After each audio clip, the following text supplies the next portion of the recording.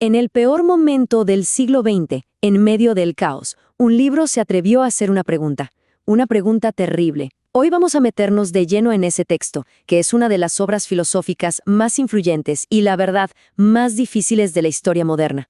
Y esta es la pregunta que está detrás de cada palabra de la obra. A ver, ¿cómo es posible?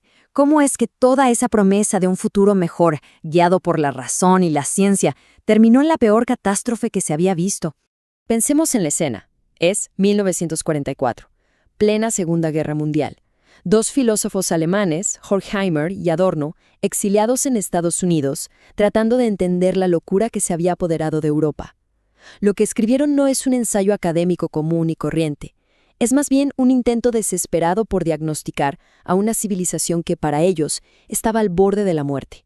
Bueno, este va a ser nuestro recorrido. Primero, vamos a ver la contradicción que les voló la cabeza. Después, su diagnóstico sobre qué le pasó a la razón. Luego, nos metemos con sus dos tesis centrales, que son el corazón de todo. Y terminamos preguntándonos por qué este libro se consideró tan, pero tan peligroso. Ok, arranquemos por el principio. Para captar la idea de este libro, primero hay que entender el shock, la desilusión total que sintieron al ver el mundo que los rodeaba. La gran promesa de la Ilustración era que la ciencia y la razón nos iban a hacer libres, del miedo, de la ignorancia, de todo. Pero lo que ellos vieron fue exactamente lo contrario. Una sociedad súper avanzada tecnológicamente que usaba esa misma razón para perfeccionar la destrucción masiva. Esta frase es directa de su prólogo y es durísima. No estaban hablando de un pequeño error en el camino, sino de una regresión. O sea, sentían que la civilización, en vez de avanzar, estaba yendo para atrás, devorándose a sí misma. La gran pregunta era, ¿por qué? Y acá es donde el análisis se pone de verdad radical. ¿Y si el problema no era que faltaba razón, sino que el problema era la razón misma? Ellos plantearon que había una especie de enfermedad en el ADN de la razón. Y acá llegamos al núcleo de su argumento. Es su famosa doble tesis, que funciona como un ida y vuelta. A ver, ¿qué significa esto? Ellas dicen dos cosas que parecen contradecirse totalmente. Primero, que el mito ya era una forma de ilustración. Y segundo, que la ilustración termina convirtiéndose otra vez en mito. Suena trabalenguas, ¿no? Pero esta es la clave de todo. Vamos a desarmar cada parte. Empecemos con la primera parte, la que mira bien para atrás en nuestro pasado. Para ellos, la ilustración no es solo un periodo de la historia que estudiamos. Es un impulso humano, casi un instinto, las ganas de dominar la naturaleza, dejar de tenerle miedo al rayo, a la noche, y en vez de eso, entenderlos para controlarlos. Y acá es donde se pone fascinante. Ellos sugieren que mucho antes de que existiera la ciencia, la humanidad ya intentaba dominar ese caos. ¿Cómo? Con los mitos. Pensemos un segundo. Cuando se le pone nombre a los dioses, cuando se cuenta una historia sobre cómo empezó el mundo, no solo se está explicando algo, se le está poniendo un orden, se está empezando a tomar el control. Entonces, el punto clave es este. Para Horkheimer y Adorno, ese mismo impulso de dominar la naturaleza que vemos hoy en la ciencia ya estaba ahí, latente, en los mitos más antiguos.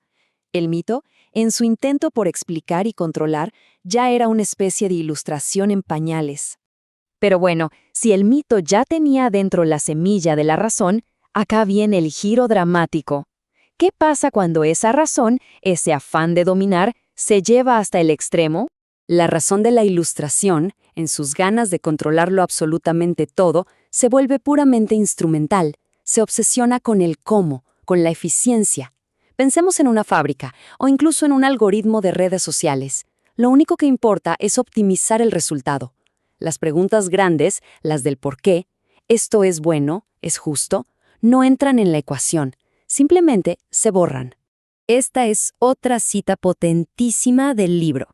Al querer tener el control total, esta razón instrumental termina vaciando el mundo de significado.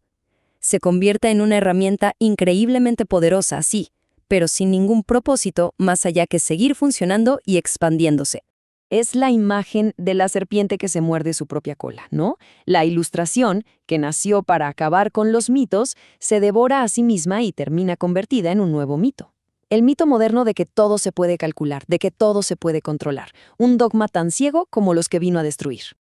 Y ojo, que no se quedaron solo en la teoría. Usaron esta idea como una lupa para analizar la cultura. Vieron en la astucia de Odiseo un primer modelo de esta razón calculadora, que sacrifica lo que sea para sobrevivir. En la crueldad del Marqués de Sade vieron la lógica del dominio llevada al extremo más sádico. Y en el cine y la música de su época vieron una industria cultural que produce entretenimiento en serie para adormecernos y que no pensemos demasiado.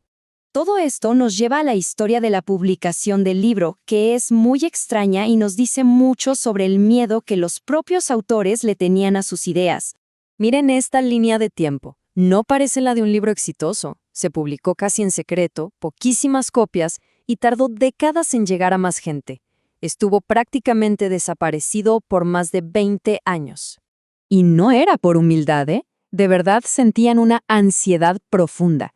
Creían que habían escrito algo explosivo, algo peligroso si caía en las manos equivocadas, o peor, si se malinterpretaba. Hasta su círculo más íntimo estaba preocupado. Pensaban que el contenido era demasiado denso, demasiado fácil de simplificar y de torcer, como para soltarlo así nomás en el mundo. Y acá está el centro de su miedo. Ellos no eran enemigos de la razón.